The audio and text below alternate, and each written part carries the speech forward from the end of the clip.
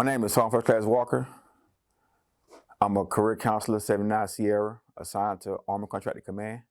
I've been here for over a year and a half now. I am Staff Sergeant Bradford Alex. I work at Army Contracting Command at Redstone Arsenal. I am Sergeant Nikki Owens. I am a 56 Mite Religious Affairs NCO, and I work out of the Bicentennial Chapel here at Redstone Arsenal. So the question I had was have you ever been discriminated against in the military?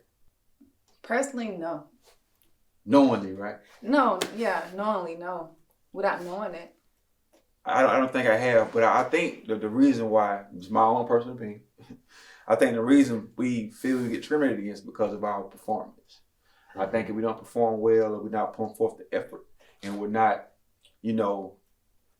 striving to be great, then yes, you allowing somebody to discriminate against you for being lazy or for being not motivated. So that's why. But even as like an individual, you shouldn't these people are like this because of this one person is like this, and some people do that. That's when it becomes a problem. Yeah, Okay. Definitely, especially like the PT. That's like the main thing for soldiers to have that excellent standard, exceed the standard PT scores. But We almost get it's like a positive stereotype where we're supposed to be the fastest people and as strong as their PT. But it ain't that easy for every person. Every person is different. I grew up in Georgia, and I'm from an African American neighborhood, 99%. High school, middle school, elementary school, 99% African American. I went to a HBCU, 99% at the time. They're diverse now, but at the time. So when I first joined the military, it was eye-opening to me because I wasn't used to different cultures. I wasn't, and we have our own biases and stereotypes that we have too. So it took me a minute to learn their culture and to really, I'm not saying it's not the same, but it's a lot of similarities. yeah. So it took me a long time to grasp that. For me, to be an African American soldier in the Army, it means a lot, because at one point there was no African American soldiers in the Army. So the sacrifice that the soldiers before me had to endure which was why I'm here now. So it's an honor to be an African American soldier, because at one point there wasn't any African American soldiers in the military. Where you from in your diversity as far as your community? We got the big three over in mine. It's black people, white people, and Mexicans, and that's it. Like everybody, if you any kind of Asian, you just Asian, and I didn't even know anything about like I learned about Korea when I was finna go over there. I didn't know anything about. I knew Asia, but I didn't know any of the different countries or anything, and it's just like a ignorance of just not knowing. It wasn't like I'm trying to hate on them or anything. I just didn't know. So in my 10 years, I've seen diversity and inclusion actually improve a lot. Since when I joined, same-sex couple wasn't even able to get married and have that documented and receive benefits. But since about 2014, I believe, or 13, they changed that, and I know a lot of my friends personally, they went and got married that same weekend. And also with the changes in allowing transgender and then taking our race off of the SRB, so we cannot be identified by race in our board files. The challenges that I have faced and overcame as an African American woman is being a single mom.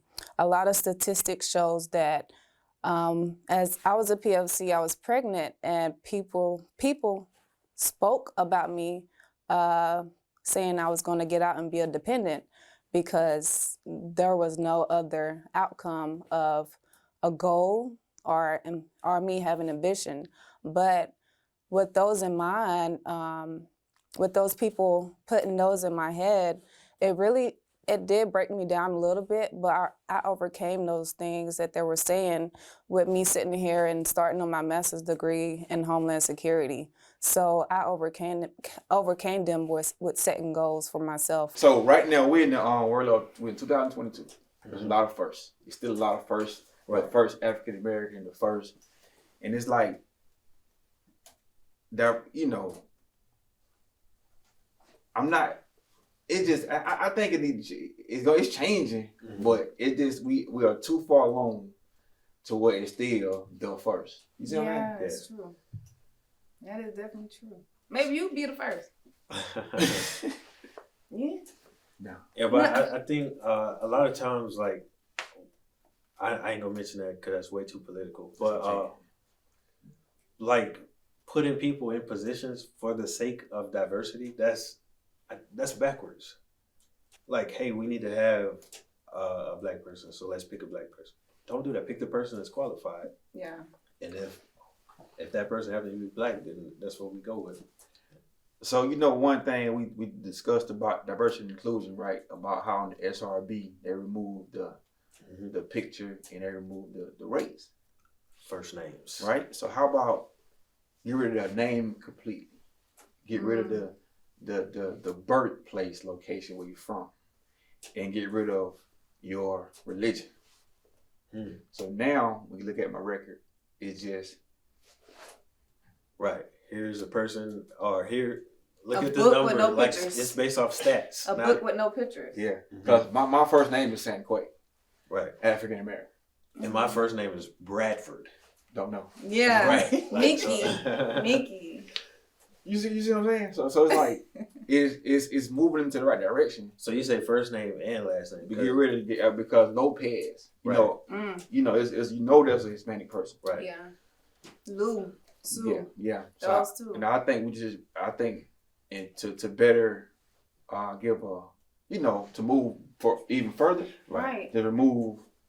To make it equal for everyone. Mm-hmm. Not just black people, not just for Caucasians, Hispanics, but for everyone to have a chance at anything. So that's just my opinion. It gives everyone a chance if you take out the names, take out the race, take out the sex. Yeah. So I had a lot of great experiences as a soldier, as an African American. But one of my worst ones is I was on a static display. I was stationed in Fort Benning, Georgia, and we had to take some equipment down to a small town in Georgia. And I was the only African American soldier in the group, so it was like 7 of us. So we set up the equipment, we locked the equipment up, and we went to a store. We walked in, and we went around. I can't remember what kind of store it was, but we was leaving the store, and I was like number 4 or 5 in line. And there was a group of elderly men that walked up to us, and they stopped us and started talking to us about our service, thanking us, and they started passing out cards, membership cards. So I'm number 4 or 5 in line. So they started passing out cards, and they skipped me, and they gave out more cards, and I was like, why didn't I get a card? So it was never told why they do it, but he did state, one of the gentlemen stated that, oh, I'm out of cards. Like, but you skipped me to give out a card. So that probably my worst experience I had as a soldier, but it wasn't from an active soldier. So, but what happened afterwards though, the group of the guys who I was with, we discussed it, we talked about it, and we had an open discussion, and it was a great discussion. I told them how I felt, and they acknowledged it, and they tore the colors and put them in trash. So that was, it was a worst experience, but then we talked about it amongst each other. So one of my, it wasn't even that bad, but it was just something, a small thing that actually could be seen pretty big was when I was in Poland, I had a group of brothers, a group of African-American guys. We just got together so we could discuss, topics that we haven't personally or that we've seen in the news. And this was during 2020 when a lot of crazy stuff was happening.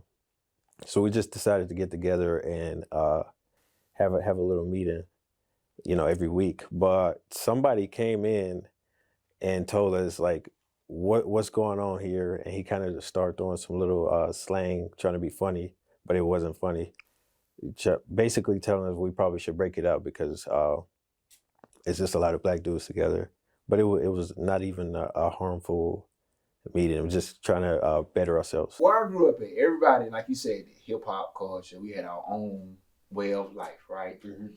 The way of thinking. And me joining the military as an African American, it allowed me to just look at different cultures and be like, y'all do this?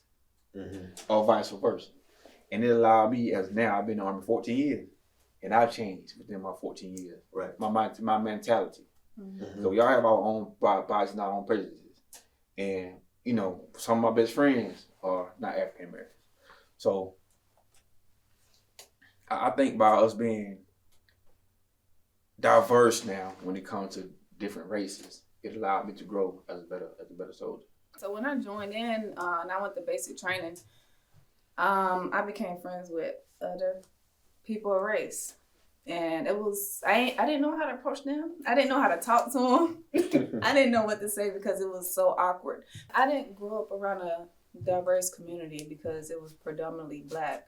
So when they approached me, which they were nice, I just didn't know how to react. I didn't know how to like say, you know, what's up? Like if I say what's up, she probably just think I'm, you know. Aggressive. Yeah, aggressive. So I just kept quiet the whole time in basic because it was more another race than my race. So I just kept quiet and did what I needed to do. I've had a lot of great experience in the Army. Too many to count my hand, but the good outweighs the bad. The worst experience I had in the Army was when I seen another soldier being picked on because, you know, they just didn't see her as that soldier, you know, that soldier that's supposed to do anything, take an initiative. But what they didn't see, I saw something in her. So what I did was I took her under my wings. I gave her resources, tools, and it's all about getting to know that soldier. Why did you make the Army in a career? Like, why are you going to make the Army in a career?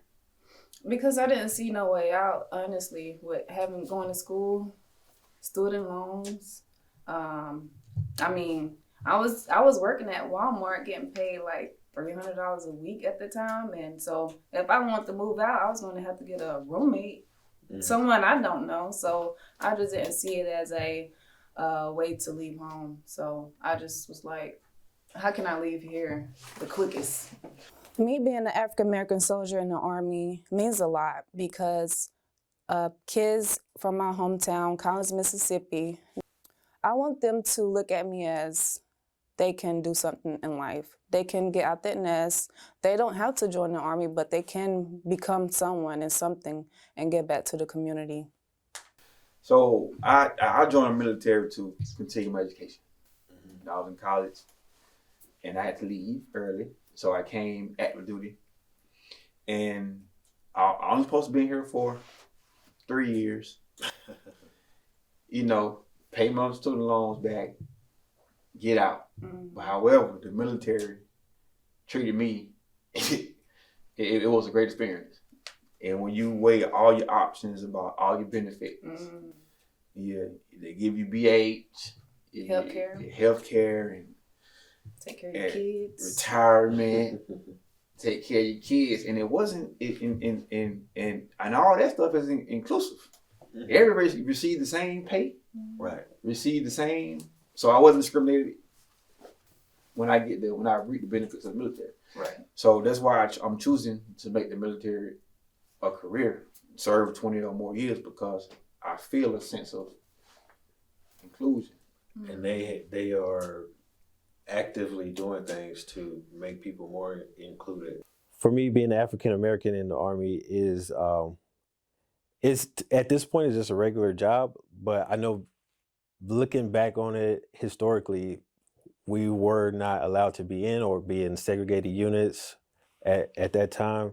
But now it's a common thing. It's a lot of us here, and I think seeing my brothers and sisters in a professional light is something that actually makes me pretty happy. I got one thing. I don't know if this gonna be appropriate, but for you, for black, like I feel like black women get looked at a certain way. Even like if you have a down day, somebody gonna look at you and feel like you aggressive or something. Oh yeah. But I meant like some people like sometimes it's just like why are you so mean as a person? I don't know. So they like all are all black girls like this or what? But some people kind of use like that. It's like a charisma. Yeah. You can walk around like with kind of an attitude, but in a professional way, and have a good relationship with people just because like you joke with them, like I'm not dealing with you today. Yeah. Oh yeah. They But get to know me. Yeah, right. Yeah, They're they your get to know person. me. Yeah, I had it happen a lot. I'm not used to being a extrovert. I'm not an extrovert, so I stay to myself a lot. And so when people get to know me, they eventually ask me, I thought you was mean, you was aggressive, because sometimes I am blunt at when I get asked questions. It's either a straightforward yes or no. But when they get to know me, they become comfortable and they actually, start asking about why is your hair long today? Why was it short yesterday? It's like because they're never around a black woman. I've had guys tell me that they never grew up with a black people before, and it didn't offend me or anything, but it was just I was in that moment to educate them, to help them about this is how I am. This is not how all black women are. So I'm laughing because I've had a lot of African American leaders that's females, and I'm gonna say every last one of them was very stern, very confident, and very caring. Yes, but they are very passionate. If we can say passionate, and I think because I think because they have the steepest hill to climb, right? Got males. Then you come about race.